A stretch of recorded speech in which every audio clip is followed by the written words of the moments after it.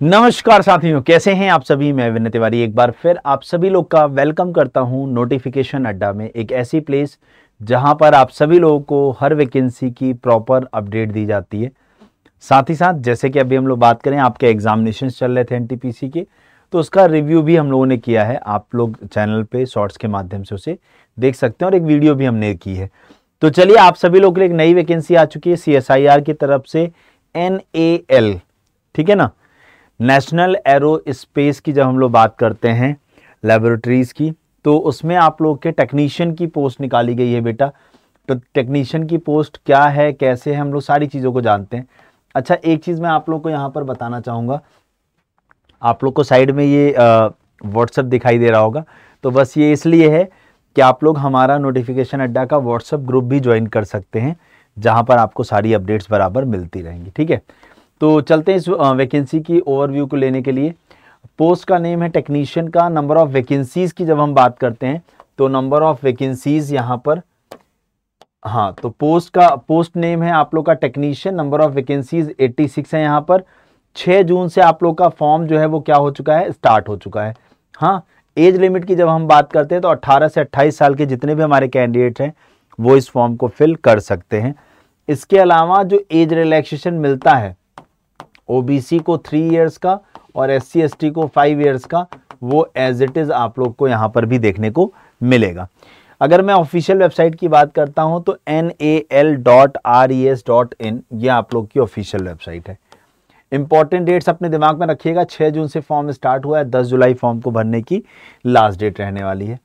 जब हम form fee की बात करते हैं मेरे दोस्तों, फॉर्म फी की जब हम बात करते हैं, तो 500 रुपये फॉर्म फीस है जनरल, ओबीसी और EWS के कैंडिडेट्स के लिए, मेल कैंडिडेट्स के लिए, और SC ST, PWBD और फीमेल और एक्स सर्विसमैन, इनके लिए अगर हम बात करें तो कोई फॉर्म फीस नहीं रहने वाली है, ठीक है ना। यहाँ पर उसके बाद अगर हम लोग बात करते हैं CSIR NAL टेक्नीशियन रिक्रूटमेंट 2025 की एज लिमिट की जब हम बात करते हैं, तो 18 से 25 साल के बीच के जितने 18 से 28 साल के बीच के हमारे जितने भी कैंडिडेट हैं वो लोग फॉर्म को फिल कर सकते हैं। लेकिन जो कट ऑफ डेट है वो है 10 जुलाई 2025। 10 जुलाई 2025 तक आपकी एज 28 साल से ज़्यादा नहीं होनी चाहिए, इस बात का ध्यान रखिएगा। बाकी मैंने आपको बता दिया, एज रिलैक्सेशन जैसे मिलता है वो एज इट इज़ यहाँ भी देखने को मिलेगा। उसके बाद अब यहाँ पर हम लोग चलते हैं बेटा डिटेल्स को जानने वैकेंसी के, मतलब पोस्ट क्या है और सारी चीज़ों को यहाँ पर जानते हैं। एक बात मैं आप लोगों को बता दूँ, यहाँ पर हर वैकेंसी के लिए अलग अलग क्वालिफिकेशन है, तो वो चीज़ को ध्यान से सुनिएगा। जब हम फिटर की पोस्ट की बात करते हैं, तो नंबर ऑफ पोस्ट हैं 25। हाँ, 10th with 55% marks, 10th 55% marks के साथ हो, उसके साथ आपने ITI कर रखा हो, और हाँ 3 साल का एक्सपीरियंस इन फिटर होना चाहिए। अब देखो ये या है, जैसे मान लो आपने 10th कर रखा है 55% मार्क्स के साथ, तो ITI हो या अप्रेंटिसशिप आपने किया हो या 3 साल का फिटर का एक्सपीरियंस हो, तो आप एलिजिबल हो। सेम यहाँ आ जाओ, वेल्डर के लिए 2 वैकेंसी है, 10th विद 55% हो, ITI प्लस ITI या अप्रेंटिसशिप या 3 साल का एक्सपीरियंस हो वेल्डर का। टर्नर की बात करें, सेम क्वालिफिकेशन, 3 साल का टर्नर का एक्सपीरियंस। उसके बाद इलेक्ट्रिकल 12 वैकेंसी है, 10th होना चाहिए 55% मार्क्स के साथ, प्लस ITI और प्लस अगर आपका एक्सपीरियंस है तो आप एलिजिबल हो। मैकेनिक्स 8 पोस्ट है, सेम वही सारी क्वालिफिकेशन सेम है आपकी लगभग, 10th के साथ, फिर आपके पास ITI और अगर आपका एक्सपीरियंस है सो गुड, ठीक है। ICS ICT system maintenance same यहाँ पर देखो। उसके बाद इलेक्ट्रॉनिक एंड इंस्ट्रूमेंटेशन की बात करते हैं, 1 वैकेंसी है, 10th विद 55% प्लस ITI या अप्रेंटिसशिप या 3 साल का एक्सपीरियंस हो EI में। फिर उसके बाद मैकेनिकल की बात करते हैं, 1 वैकेंसी है, 10th होना चाहिए 55% मार्क्स के साथ, फिर ITI या 3 साल का एक्सपीरियंस हो मैकेनिकल में। इलेक्ट्रॉनिक्स की बात करते हैं, 11 वैकेंसी हो, 10th with 55% marks plus ITI apprenticeship, फिर 3 इयर्स का इलेक्ट्रॉनिक्स में एक्सपीरियंस हो, ठीक है ना। उसके बाद हम बात करते हैं डॉट्समैन की बात करते हैं। हाँ, डॉट्समैन की बात करते हैं, मैकेनिक की 5 वैकेंसी है, ठीक है। उसके बाद केमिकल प्लांट लैब असिस्टेंट की 1 वैकेंसी है, इंस्ट्रूमेंट मैकेनिक की 2 वैकेंसी है, स्कोपा आईटी या सीएस 2 वैकेंसी है, मोटर मैकेनिक की 1 वैकेंसी है, ठीक है। और सब में मैंने बताया ना 10th 55% के साथ प्लस आईटीआई और प्लस आपके पास रेलेवेंट फील्ड में एक्सपीरियंस है, ठीक है।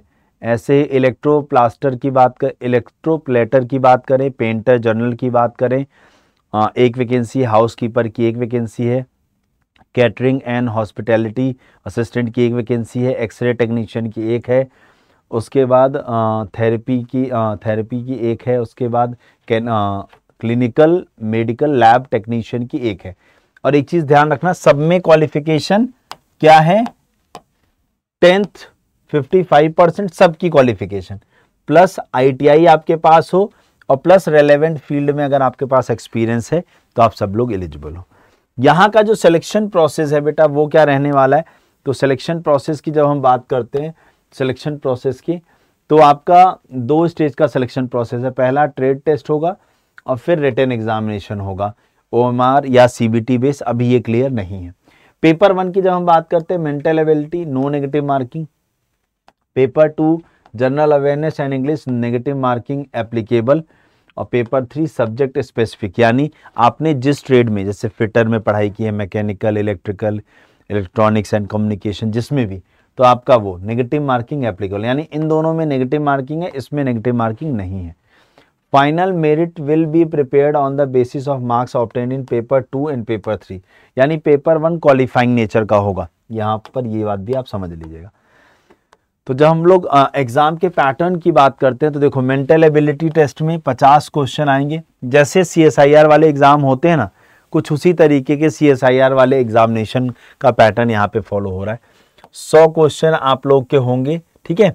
मतलब 50 क्वेश्चन 100 नंबर के, 2 marks for each correct answer, और there will be no negative marking, यानी जो पहला पेपर 1 घंटे का है उसमें कोई नेगेटिव मार्किंग नहीं है। मेंटल एबिलिटी टेस्ट ये क्वालिफाइंग नेचर का है, ठीक है ना। उसके बाद अगर हम बात करें पेपर 2 30 मिनट का, जिसमें जीएस और इंग्लिश है, 25 क्वेश्चन जीएस के, 25 क्वेश्चन इंग्लिश के, 75 नंबर का, 1 नंबर की नेगेटिव मार्किंग यहां पर देखने को मिलेगी।